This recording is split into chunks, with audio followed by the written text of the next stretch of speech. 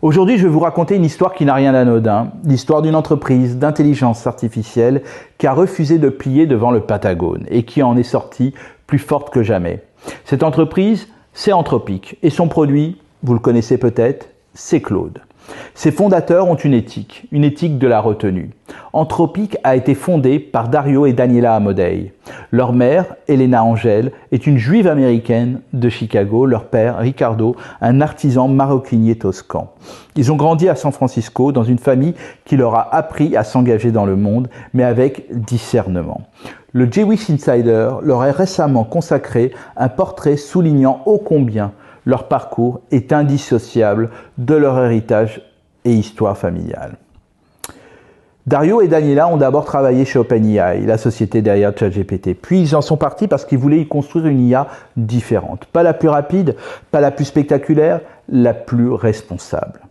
Anthropic a bâti Claude autour d'une constitution, un ensemble de règles éthiques explicites qui encadrent ses réponses.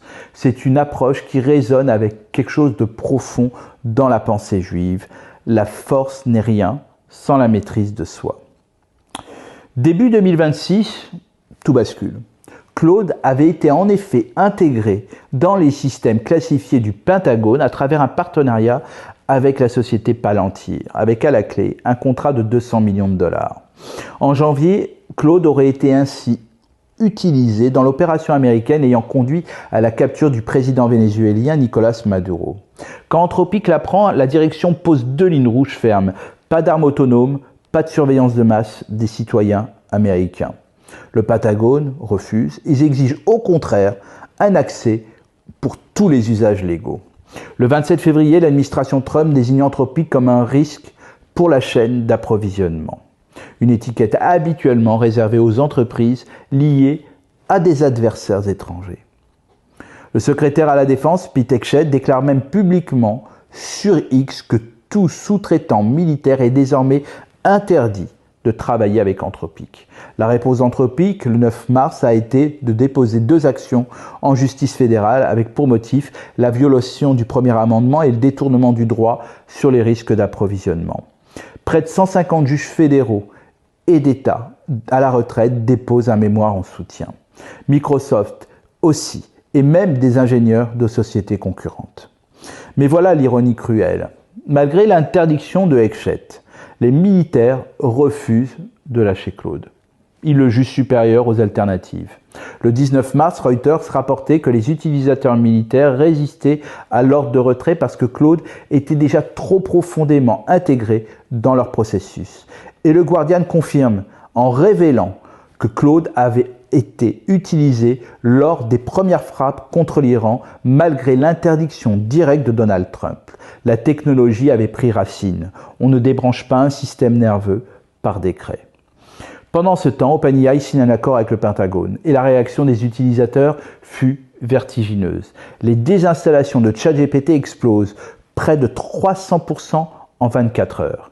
Des millions de personnes migrent vers Claude. Anthropic lance même un outil d'importation automatique vous permettant de transférer toute votre mémoire de ChatGPT vers Claude en 60 secondes. Le résultat est immédiat. Claude devient numéro 1 sur l'App Store américain avec 11 millions de nouveaux utilisateurs.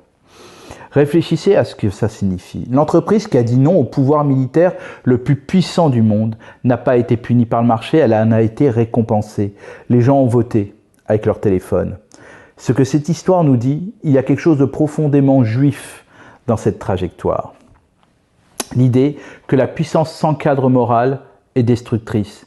L'idée qu'on peut être ambitieux et prudent à la fois. Que la retenue n'est pas de la faiblesse, c'est même une stratégie.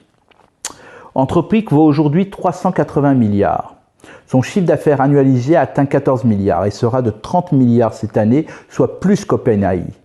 8 des 10 plus grandes sociétés du Fortune 10 sont clientes, et tout ça en ayant dit non quand il aurait été tellement plus simple de dire oui. La question que pose Claude, ce n'est pas « cette IA est-elle plus intelligente que les autres ?» c'est « peut-on construire quelque chose de puissant en restant fidèle à ses principes ?» Anthropic, pour l'instant, prouve que oui. Dans la course à l'IA, ce ne sont pas les plus rapides qui gagnent, ce sont ceux qui savent dire non et qu'on ne peut plus se permettre ensuite de débrancher.